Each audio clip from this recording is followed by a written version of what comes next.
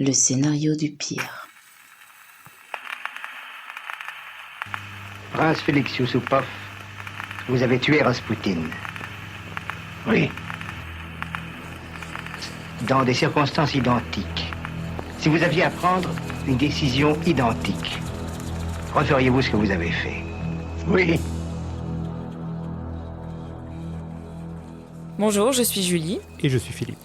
Nous sommes très heureux de vous retrouver pour ce nouvel épisode du scénario du pire. La promesse que nous vous faisons est de parcourir avec vous des faits divers, des affaires criminelles ou judiciaires vraiment improbables, soit parce que la tournure des événements dépasse la fiction, soit parce que les protagonistes sont totalement atypiques. Dans le scénario du pire, nous choisissons des histoires vraies qui feraient de bons films, et l'histoire du jour correspond au genre du drame historique. L'histoire du jour parle d'un prince travesti, d'un espion très discret, d'une impératrice sous influence et d'un homme qui refuse de mourir. Alors check. Check point tout. Ok, ça tourne. Vous êtes probablement nombreux à connaître l'histoire du moine Raspoutine. Entre légende urbaine et réalité historique, c'est un personnage qui fascine. On lui prête une force surhumaine, des pouvoirs magiques, une saleté inouïe, un sens aigu de la manipulation et une vie sexuelle débridée. Le 29 décembre 1916, Raspoutine est assassiné dans des circonstances surréalistes. Vous connaissez Raspoutine, mais connaissez-vous Félix Youssoupov, l'homme qui l'a tué? Félix Youssoupov est né le 23 mars 1887 dans une famille aristocratique très influente de Saint-Pétersbourg en Russie. Son père, le prince Félix Félixkovitch Soumarokov-Elston, était l'un des hommes les plus riches de Russie et même probablement le plus riche. Il est propriétaire de nombreuses propriétés, des quartiers entiers de Moscou, de vastes domaines, des mines, des champs pétroliers et de nombreuses usines et de nombreux palais. Sa mère, la riche princesse Zinaïda Nikolievna Youssoupova, c'est pas facile, Non. était connue pour son charme et son élégance. Elle est la dernière de la lignée des Youssoupov, grande famille tartare. La famille choisit de ne pas laisser le nom des Youssoupov s'éteindre et ils choisissent de donner ce nom à leurs deux fils. Félix a un grand frère, Nicolas, qu'il admire beaucoup. En tant qu'enfant, Félix a bénéficié d'une éducation privilégiée. Il est élevé dans un palais somptueux à Saint-Pétersbourg, où il reçoit des leçons de musique, d'art, de littérature et de langue étrangère. Son éducation est dispensée par des tuteurs privés et il fait de nombreux voyages à l'étranger. Il parle couramment plusieurs langues et se passionne pour le théâtre et la danse. Adolescent, Félix se moque des normes sociales. Il aime se travestir. Il porte les robes de bal et les bijoux de sa mère, y compris lors d'événements publics. Il aurait un jour dû repousser les avances du roi Édouard VII alors que Félix était habillé en femme. Il se produit vêtu en femme dans un grand cabaret de la ville. Félix est également très beau. On parle souvent de lui comme du plus bel homme de Russie. Mais son père n'en tire pas de grande fierté. Il a un peu honte de son fils, trop flamboyant, trop efféminé et trop précieux. Félix est très fusionnel avec sa mère et traîne une réputation de petit tyran avec les domestiques. En 1905, à l'âge de 18 ans, Félix est envoyé à l'étranger pour poursuivre ses études. Il fréquente l'université d'Oxford en Angleterre, où il étudie l'histoire de l'art et la politique. Cependant, il n'obtient pas de diplôme universitaire. Lors de son séjour londonien, il fait beaucoup la fête et il vit une vie de luxe. Il a un cuisinier russe, un chauffeur français et un valet britannique. C'est pas mal pour un jeune étudiant. Ouais, alors j'aurais peut-être fait autrement. Moi, j'aurais pris le cuisinier français. Oui, mais peut-être qu'à l'époque, c'était pas encore assez réputé. Oui, peut-être. Je ne sais pas. À Londres, Félix découvre les plaisirs du hashish et explore également sa bisexualité. Son grand frère Nicolas meurt en 1907 lors d'un duel au pistolet pour une histoire de rivalité amoureuse. Félix est dévasté par la mort de ce frère qu'il admire. Il est désormais l'unique héritier de la colossale fortune des Youssoupov. À son retour en Russie, Youssoupov prend une part active dans la vie sociale et politique de Saint-Pétersbourg. Il organise fêtes somptueuses fréquentées par l'élite de la société russe. C'est dans ces cercles sociaux qu'il a rencontré les futurs conspirateurs qui vont participer à l'assassinat de Raspoutine, notamment le grand-duc Dimitri Pavlovitch, cousin du tsar et du prince consort d'Angleterre. Félix découvre, 1 an après la mort de son frère Nicolas, que ce dernier était conseillé par un occultiste. L'occultiste avait assuré à Nicolas qu'il ne risquait rien lors du duel. J'ai appris un truc en faisant les recherches, c'est que les duels au pistolet étaient généralement bidons. Les gars devaient faire plusieurs pas, ils se retournaient l'un vers l'autre, et en fait ils tiraient en l'air ou ils tiraient loin à côté. Et c'était juste pour pas perdre la face. Il fallait qu'il y ait un duel, mais l'idée, c'était que personne ne meure à l'issue du duel. Oui, parce que c'était souvent la noblesse qui faisait ça, Voilà. non? Et donc, il y avait très peu de morts, et donc c'est assez rare que quelqu'un se fasse viser en fait, lors d'un duel. Mais là, il y avait une rivalité qui était tellement forte que le gars a vraiment visé. Ah, pas cool. Non, pas cool. Mais ils mettaient pas aussi de la fausse poudre Oui, en tout cas, juste pour l'effet, Exactement. quoi. Exactement. C'était vraiment pour le décor. Il y avait généralement pas de volonté de tuer quelqu'un. Ah, ok. And I say, hello, Satan. I believe it is time to go. Me and the devil walking side by side. Me and the devil. Avant de continuer l'histoire de Félix Yusupov, nous allons revenir sur l'histoire de Raspoutine et vous expliquer pourquoi il est l'homme à abattre en Russie. Alors, c'est Grigori Yefimovitch Raspoutine, et il naît le 21 janvier 1869 dans le village de Pokrovskoï, en Sibérie occidentale. Et la Sibérie occidentale, à l'époque, fait partie de l'Empire russe. Il grandit dans des conditions relativement modestes et reçoit une éducation sommaire. Parfois, on lit qu'il est très très pauvre. En fait, c'est pas tout à fait vrai. Il n'est pas parmi les plus pauvres, mais enfin, c'est quand même pas terrible. Mais il est analphabète. Oui, il est analphabète. Oui. C'est pas En tout cas, pendant longtemps, il est analphabète. Il assiste à la mort de son frère par noyade. En fait, les deux frères sont tombés dans la même rivière en même temps et Grigori Raspoutine a réussi à en sortir et pas son frère. Donc c'est un traumatisme. Et suite à ce drame, il développe un intérêt très précoce pour la religion et la spiritualité, mais aussi, parallèlement, et je pense que c'est sans cause à effet, il s'intéresse beaucoup au sexe. Il se marie à l'âge de 20 ans et a 3 enfants avec une paysanne de son village, dont je n'ai pas retrouvé le nom. Moi, j'ai pas trouvé non T'as plus. pas vu non plus, hein? Mais j'ai vu qu'il avait eu un premier enfant qui était mort à 6 mois. Et que du coup, que aussi, ça avait peut-être participé au fait qu'il se tourne avec l'histoire de son frère vers la religion. vers la spiritualité. Ouais. Et pour subvenir aux besoins de sa famille, il se met à voler. Mais un jour de 1897, il est obligé de quitter sa famille pour échapper à la justice. Il a probablement commis le vol de trop. Raspoutine devient un pèlerin et un mystique errant. Il voyage à travers la Russie et visite différents monastères. Et il va même au-delà de la Russie, il va jusqu'en Grèce où il va voir le mont Athos, enfin les moines du mont Athos. On parle souvent de lui comme d'un moine, mais en réalité, il n'était pas vraiment moine. Il n'a jamais eu de titre en fait religieux. Il acquiert une réputation de guérisseur et de devin. Et il affirme avoir des pouvoirs de guérison spirituelle. Ses méthodes sont basées sur la prière, la méditation et le toucher. C'est un peu un énergéticien. Oui, c'est ça. Je pense que c'est le soin énergétique, auquel je ne crois pas du tout. Mais... Oui, c'est ça. Il passe du temps dans une secte qui s'appelle la secte des Clistis. Alors, la secte des Clistis, c'est un schisme de l'église russe orthodoxe. C'est une religion qui est née au XVIIe siècle. Et alors là, je vais parler beaucoup au conditionnel parce qu'on n'en est pas sûr, mais son créateur serait un certain Danilo Philippov, qui prétendait être un dieu vivant. Il aurait reçu de Dieu 12 nouveaux commandements. Philippov a nommé un successeur avant de mourir, et ce dernier aurait, selon la légende des Clistis, été crucifié 2 fois et ressuscité 2 fois. Les Clistis n'ont pas de livre sacré, donc il n'y a pas de Bible des Clistis. Ils croient en des incarnations successives du Christ et de la Mère de Dieu à travers leurs leaders successifs. Donc à chaque fois qu'il y a un leader des Clistis, c'est censé être la réincarnation du Christ. Leur rituel passe par des transes pendant lesquelles ils dansent presque jusqu'à l'épuisement en répétant une prière. Ils pratiquent l'ascétisme en se privant d'alcool et font des jeûnes de plusieurs jours. Ils s'autoflagellent et se mortifient régulièrement. Donc tout ça est très fun. Hein. Oui, ça a l'air sympa comme secte. Mais bon. C'est dommage qu'elle n'existe plus. Voilà. Alors les Clistis pouvaient se marier, mais même dans le mariage, ils ne pouvaient pas avoir de relations sexuelles. En revanche, selon un anthropologue, les rituels se finissaient parfois par des péchés collectifs, sous forme d'orgies, censés les purifier de la luxure. Tu vois, donc en fait, c'est succomber au péché pour se nettoyer du péché. C'est un truc qu'on va beaucoup prêter à Raspoutine aussi. Ce serait auprès d'eux que Raspoutine a pratiqué plusieurs fois la mortification et les partoses, toujours selon la légende de Raspoutine. Et ceci dit, c'est peut-être pas vrai, parce que les aveux qu'ont fait les Clistis de leur pratique un peu libidineuse et un peu orgiaque ont été obtenus sous la torture pendant une inquisition.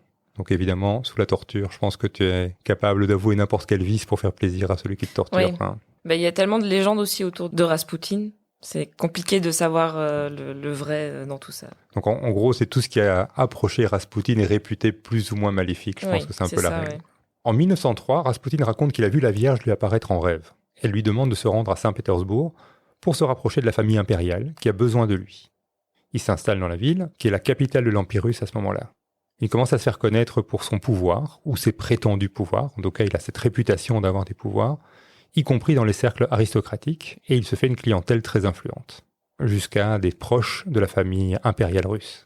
Il prétend avoir des pouvoirs de guérison miraculeux. Il est appelé par le tsar en personne pour aider le tsarevitch Alexis Nikolaïevitch de Russie. C'est le fils héritier du tsar Nicolas II de la dynastie des Romanov et de l'impératrice Alexandra Féodornova. Le tsarevitch Alexis s'est gravement blessé au genou en jouant, et la blessure est d'autant plus grave qu'Alexis est hémophile. C'est une maladie à cause de laquelle le sang ne peut pas se coaguler, et à cause de ça, la blessure du petit Alexis a entraîné un hématome qui n'évolue pas bien du tout et il risque de mourir. Oui, sachant qu'aussi c'est le seul garçon de la famille Exactement, Romanov. ouais. Donc, il a des grandes sœurs. Ouais, et le dernier est du coup qui est censé être tsar. Et la famille ne veut pas que le peuple soit au courant que le petit Alexis est malade et faible. Mm. En tout cas, il y a quelqu'un qui parle au tsar du guérisseur Raspoutine et une rencontre s'organise. Raspoutine parvient à soulager très rapidement les souffrances de l'héritier royal par l'imposition des mains. On ne sait pas vraiment si Raspoutine avait de quelconque pouvoir de guérisseur, mais quoi qu'il en soit, il a bien réussi à le faire croire et il est devenu un homme de confiance pour la santé du petit tsarevitch Alexis. Alexis ne s'est jamais senti mieux, et une théorie est que Raspoutine était très méfiant vis-à-vis de la médecine et qu'il a fait congédier les médecins. À partir de là, le tsarevitch a cessé de prendre de l'aspirine, et on sait qu'aujourd'hui que c'est un médicament totalement déconseillé pour les hémophiles. Ça fluidifie le sang et donc ça empêche la coagulation. Raspoutine développe une relation étroite avec la famille impériale, en particulier avec Alexandra. Il s'installe à la cour impériale.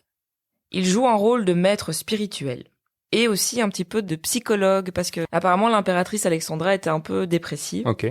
Surtout par rapport au fait qu'elle avait donné naissance à un enfant faible. Oui, ça vient du côté de la mère, l'hémophilie, donc il doit y avoir peut-être une culpabilité. Ouais. Et elle était apparemment assez dépressive et du coup lui était conseiller, mais un petit peu psychologue et donc elle était souvent amenée à lui demander des conseils. Mm-hmm. Et puis elle ne pouvait plus s'en passer au bout d'un certain temps parce que c'était un peu lui qui lui disait quoi faire et quoi penser et comment agir. Elle n'était pas très sûre d'elle. Non. Cependant, sa présence et son influence croissante suscitent des critiques et des méfiances au sein de l'élite politique et religieuse russe, notamment chez Félix Youssoupov et ses amis. La situation est tendue dans le pays. Le pouvoir du tsar est de plus en plus contesté. Et en 1905, son cousin est tué dans un attentat à la bombe. Et aussi, en fait, Nicolas, il voulait pas trop être tsar. Il avait très peu de connaissances dans la politique de son pays. Enfin, déjà, ça ne l'intéressait pas. Il préférait passer du temps avec sa famille. Et il a toujours vécu dans la noblesse, dans le luxe à Saint-Pétersbourg. Et en fait, la Russie est immense, donc il n'avait pas du tout conscience de ce qui se passait non plus. Et comme Raspoutine, lui, il a traversé la Russie à pied. Il a rencontré vraiment le peuple, ce qui se passait dans les terres au fin fond de la Russie, il avait quand même des conseils assez judicieux et un regard sur ce qui se passait, sur la réalité de la Russie à l'époque. Et au fil du temps, la réputation de Raspoutine s'est détériorée en raison de ses excès, notamment sa consommation excessive d'alcool et son comportement sexuel réputé débridé. La légende Raspoutine commence à se dessiner. On parle d'une odeur de bouc, d'un appétit de fauve et surtout d'orgie, et même peut-être une liaison avec la tsarine. Raspoutine se vautrerait dans le péché et on lui prête la phrase « Si on ne connaît pas le péché, on ne peut pas se repentir, et si on ne peut pas se repentir, on ne peut pas être sauvé. » Les rumeurs d'influence néfaste sur la famille impériale et de manipulation politique ont également commencé à circuler. Ces rumeurs participent à endommager l'image de la famille impériale russe. En 1911, Raspoutine décide de quitter Saint-Pétersbourg, mais pas longtemps après son départ, le tsarevitch Alexis se blesse à nouveau à la jambe et son état est très inquiétant. Raspoutine envoie un télégramme au couple impérial pour leur dire de ne pas s'inquiéter, et contre toute attente, l'état de santé du tsarevitch s'améliore rapidement. Est-ce qu'il a fait des soins à distance ? À distance, oui. Alors, comment on appelle ça, les kinésiologues, les kinésiologues ? Oui, ou même les rebooteurs de feu, les coupeurs de feu, les coupeurs de feu, ce genre de choses, ils le font aussi par téléphone. Raspoutine revient vivre à Saint-Pétersbourg et son pouvoir sur les tsars grandit encore. Plus aucune décision ne se prend sans lui, même au niveau politique. Et d'ailleurs, dans la foulée, en 1912, le tsar fait interdire la mention du nom de Raspoutine dans la presse. Et du coup, par réaction, dans la presse, quand il y a un article qui concerne Raspoutine, en fait, le nom est masqué de carré noir, comme ça se fait encore aujourd'hui. Et comme c'est russe, on appelle ça les caviars, et c'est de là que vient l'expression caviarder un article pour dire censurer un article. Quelle influence. Quelle sur influence, Rasputin. exactement.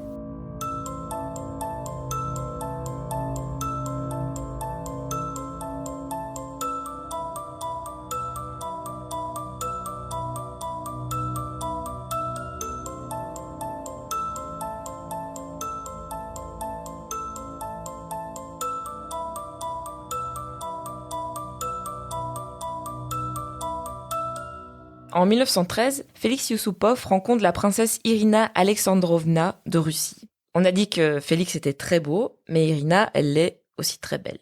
Elle fait partie de la famille impériale russe. Elle est la nièce du tsar Nicolas II. Et elle est née le 15 juillet 1895 à Peterhof, près de Saint-Pétersbourg. Elle a donc 8 ans de moins que Félix. Ils tombent amoureux et se marient le 22 février 1914 à Tsarskoye Selo, une résidence impériale située près de Saint-Pétersbourg. Le mariage de Félix et Irina est un mariage prestigieux qui unit un membre d'une famille noble très fortunée et une princesse impériale. Ce mariage renforce encore sa position sociale et politique. Et c'est au même moment que débute la Première Guerre mondiale. Elle est terriblement meurtrière dès les premières semaines.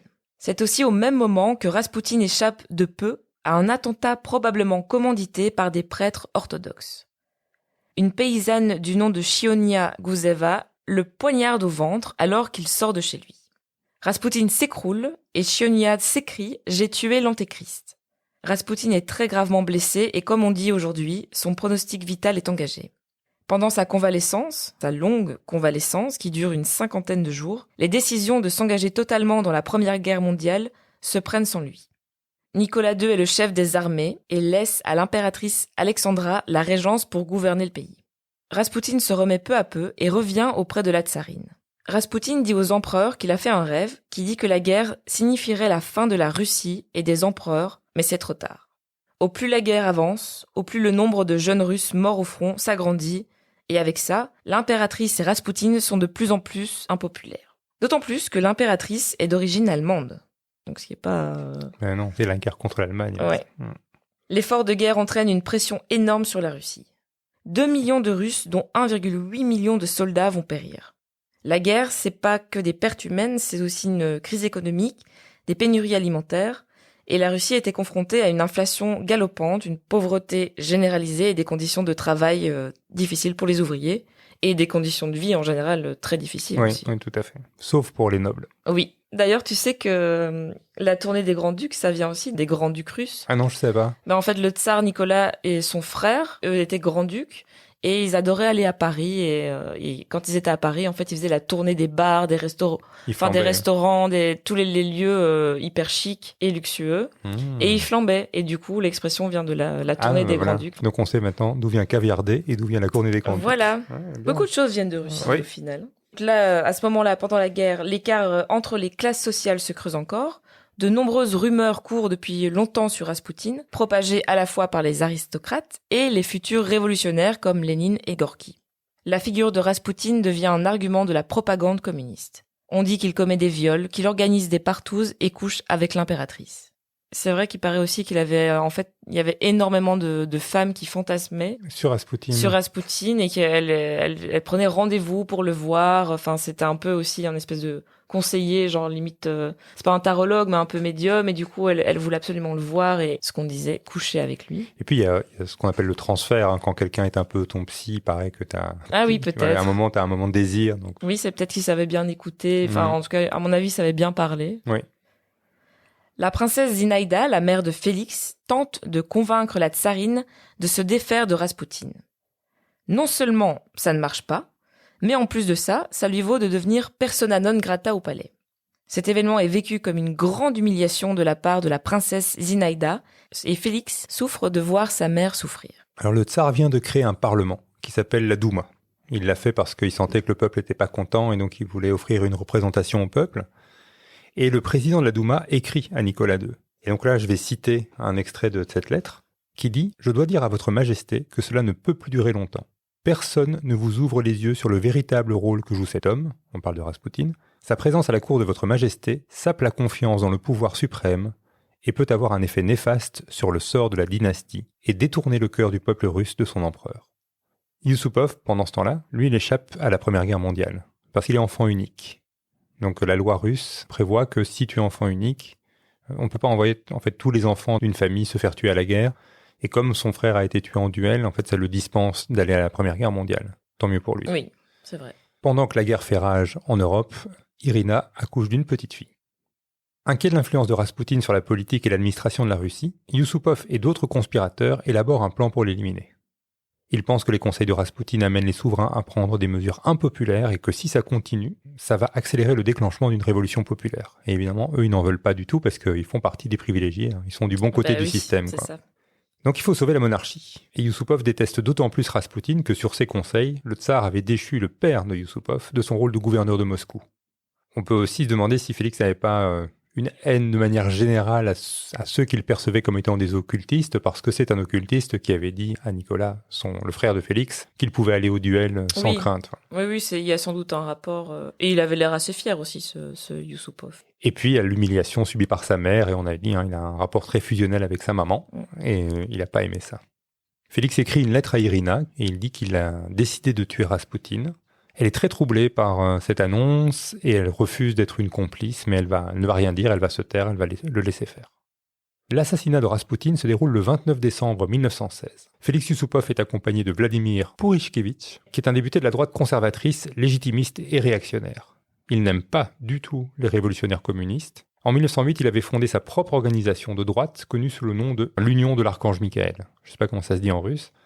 Au cours de cette période, Purishkevitch est devenu l'un des principaux dirigeants de la droite monarchiste radicale et s'est fait connaître pour ses opinions extrémistes, notamment son antisémitisme. Dans un discours à la Douma, donc le Parlement, Purishkevitch a déclaré quelques semaines avant l'assassinat, et là je cite, « Le mal vient de ces forces et influences obscures qui ont forcé l'accession à de hautes fonctions à des personnes incapables de les occuper. Des influences qui sont dirigées par Raspoutine. Je n'ai pas pu dormir ces dernières nuits. Au cours des années de guerre, j'ai pris la décision d'oublier nos querelles domestiques. Mais j'y ai renoncé pour mettre au pied du trône les pensées des masses russes et le goût amer du ressentiment du front russe, que l'on doit aux ministres du tsar devenus des marionnettes.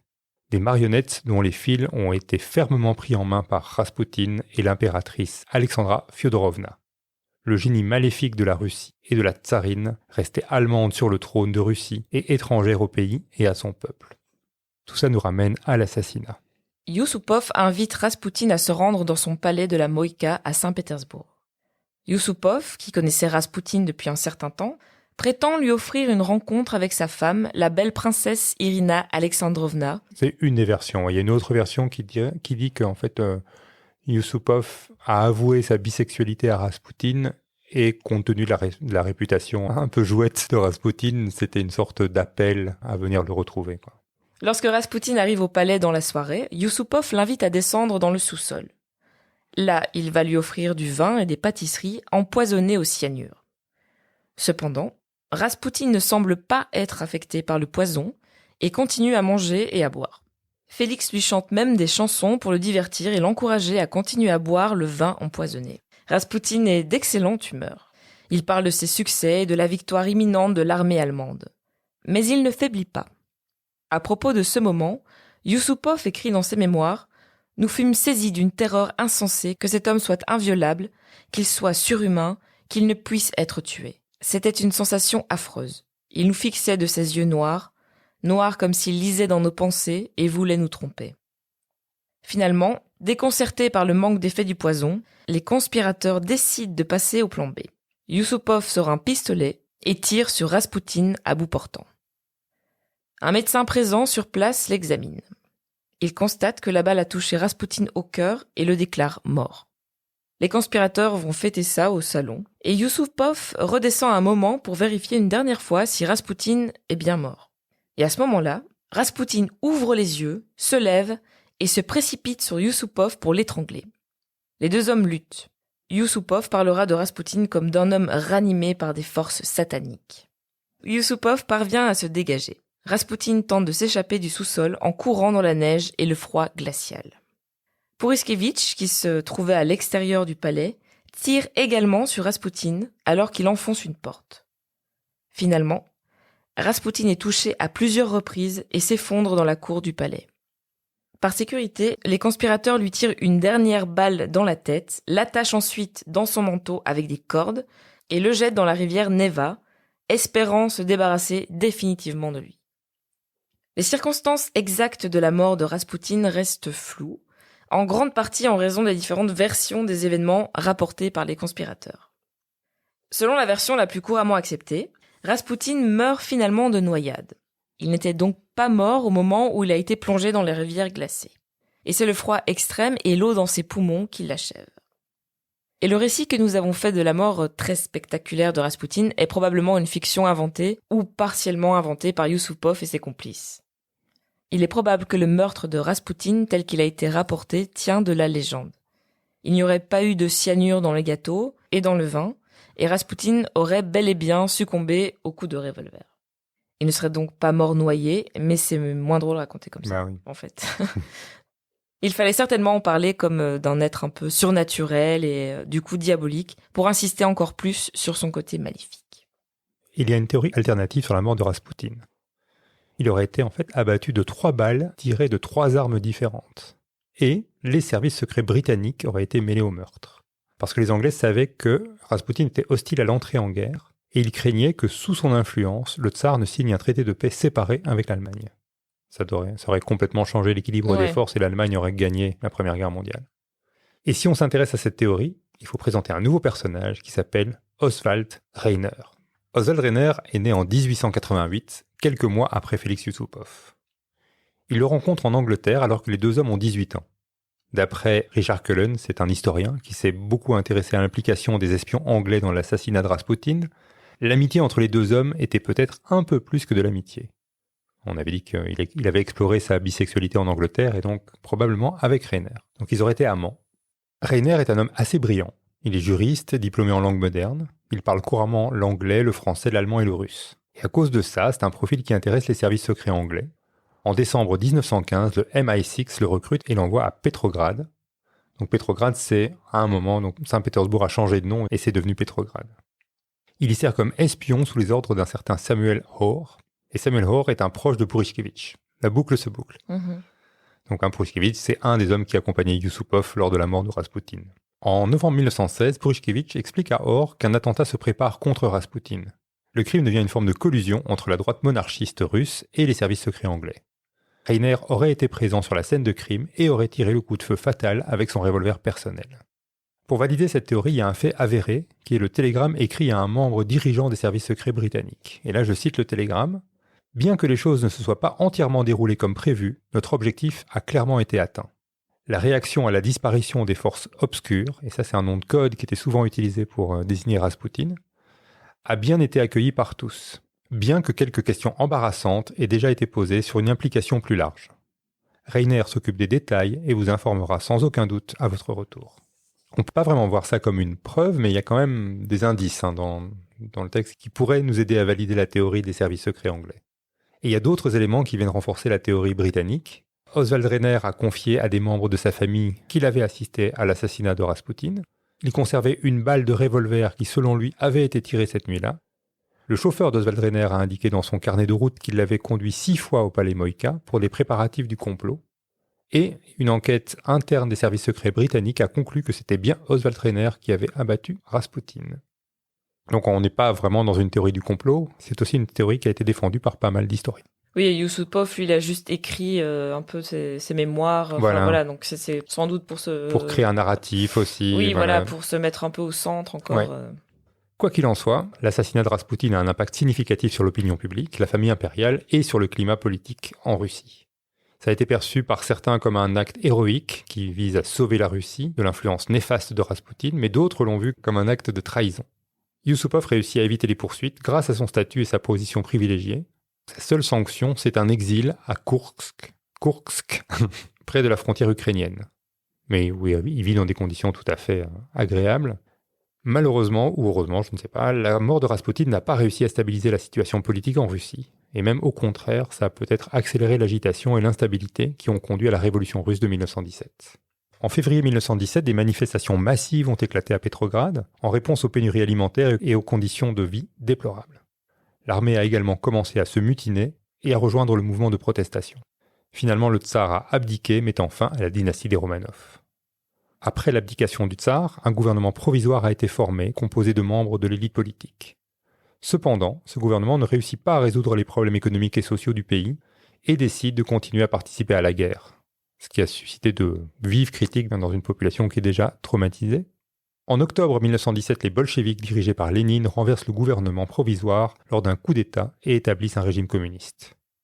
Félix et Irina fuient en Crimée en emportant avec eux de quoi vivre, notamment des bijoux de grande valeur et plusieurs tableaux de Rembrandt. Après un bref séjour en Crimée, Félix et Irina se sont exilés à l'étranger, ils traversent Malte et l'Italie, et ils vivent entre la France et l'Angleterre avant de s'installer finalement définitivement en France. Le corps de Raspoutine est déterré par les révolutionnaires communistes, il est brûlé pendant des heures et ses cendres sont dispersées dans un endroit non divulgué, pour qu'il ne reste rien de lui et que ça ne soit pas un lieu de culte et de pèlerinage. Et pour la famille impériale, ça se passe horriblement mal. On rappelle que Nicolas II avait abdiqué, mais ça n'a pas suffi. Quelques jours après son abdication, il est placé avec sa famille en résidence surveillée. Les conditions de vie des Romanov sont de moins en moins luxueuses. Après quelques mois, il quitte la résidence surveillée pour une détention. Le 16 juillet 1918, Lénine ordonne qu'on exécute les Romanov. L'exécution est très violente. Les parents meurent assez rapidement sous les tirs d'un peloton d'exécution, mais le tsarévitch Alexis, qui n'a encore que 13 ans, est assassiné à coups de baïonnette dans la tête. Ses grandes sœurs Olga, Tatiana, Maria, Anastasia meurent également sous les coups de baïonnette. Les corps des 7 victimes sont entièrement dissous.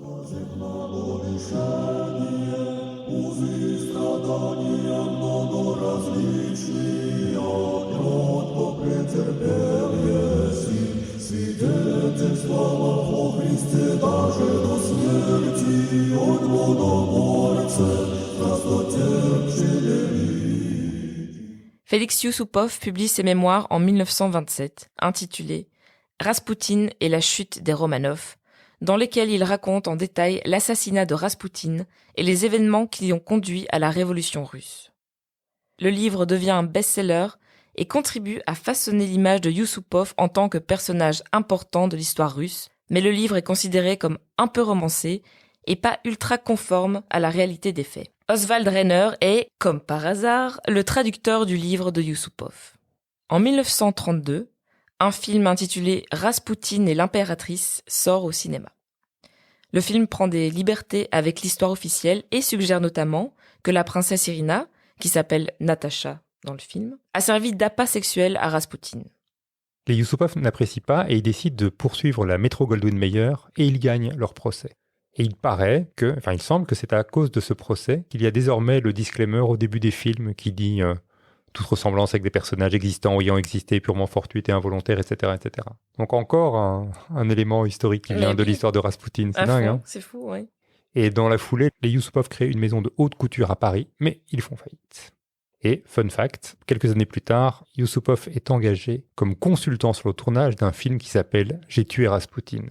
Oui, ils ont vraiment fait un peu leur reconversion dans le monde de la noblesse via Raspoutine. Exactement, c'était un bon business Raspoutine en fait. Et Félix décède à Paris en 1967, à l'âge de 80 ans. Irina meurt à son tour le 26 février 1970. À leur mort, il ne reste pas grand-chose de leur grande fortune. Quant à Raspoutine, sa légende s'est encore plus installée auprès du grand public avec la chanson de Boney M. Oui, parce que tous les clichés, tous les mythes de Raspoutine sont vraiment dans les paroles de la chanson. En fait. Bah oui. Et puis elle fait bien danser cette chanson. Voilà.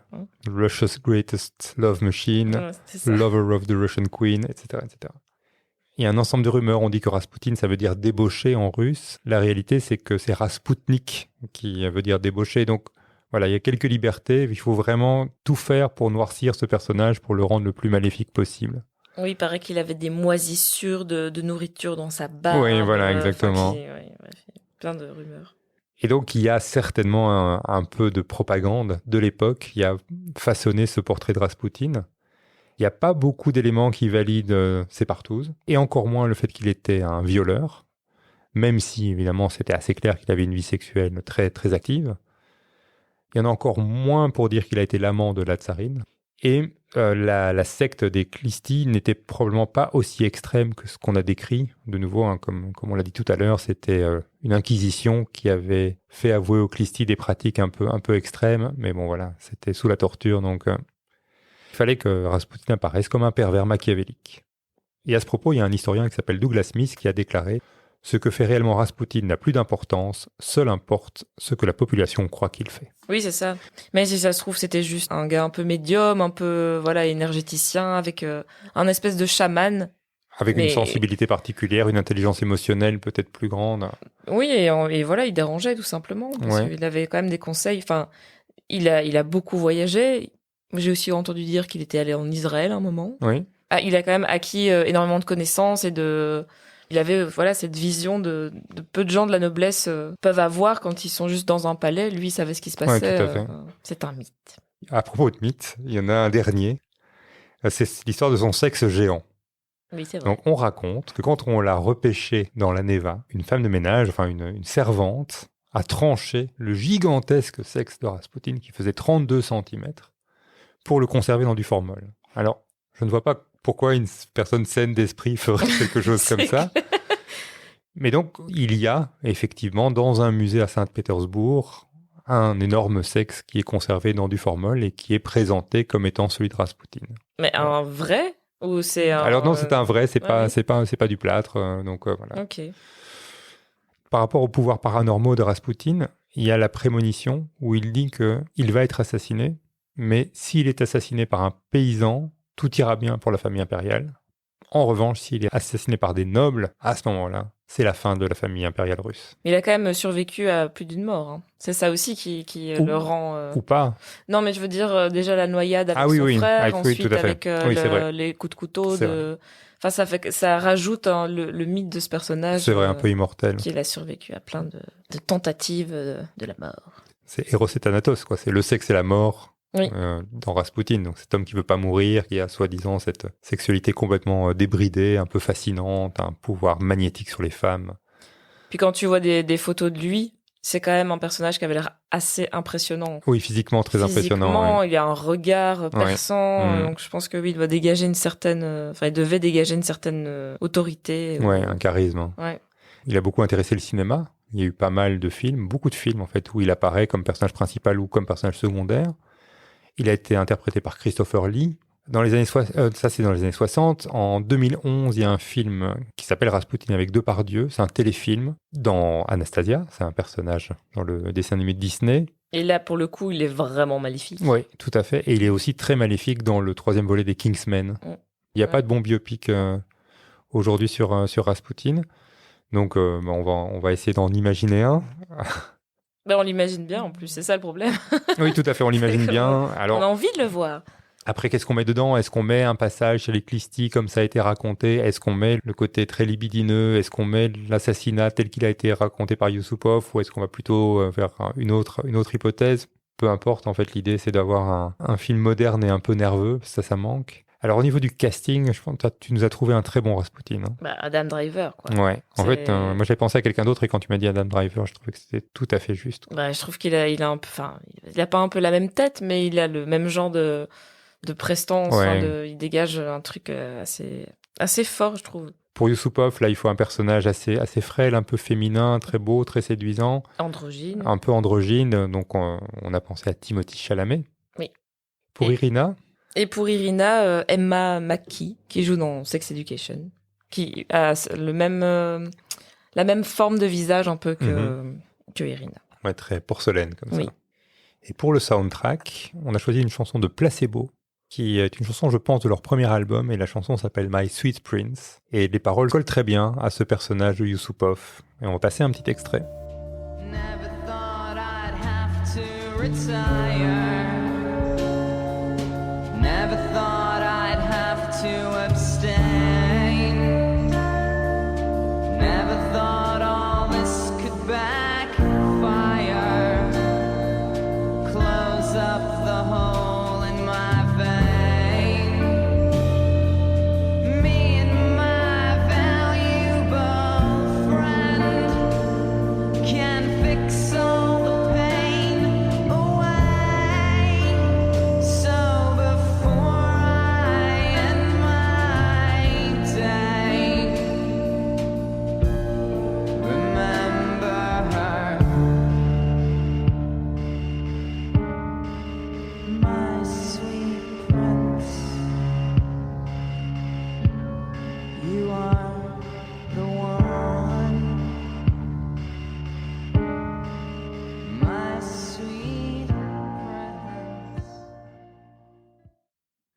sommes arrivés au bout de cet épisode. En attendant l'épisode suivant, vous pouvez nous retrouver sur Instagram et nous soutenir en nous versant un tip ponctuel sur la plateforme de sociofinancement Tipeee. Nous vous retrouverons prochainement, normalement dans 2 semaines, pour un nouvel épisode un peu hors format qui parlera de meurtre, d'hypnose, de yoga et de cinéma. En attendant, nous vous remercions pour votre écoute et nous vous disons à bientôt. Merci et à bientôt. Le scénario du Pire remercie Pierre Chevalier pour sa précieuse collaboration.